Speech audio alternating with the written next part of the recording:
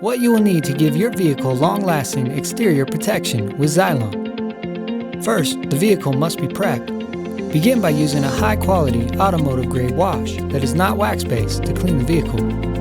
To get rid of further rail dust and other particles embedded in the paint from the factory, use a clay mitt available on Amazon or at your local detail shop.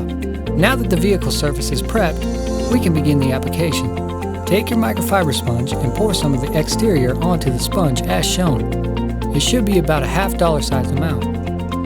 Apply to the surface in a cross-stitching pattern, making sure you fill in each of the microscopic pores on the surface. Wait 60 seconds for the product to flash on and cure to the surface.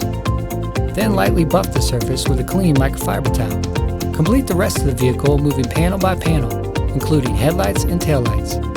Wipe any excess product accidentally applied to plastics or windows. Congratulations!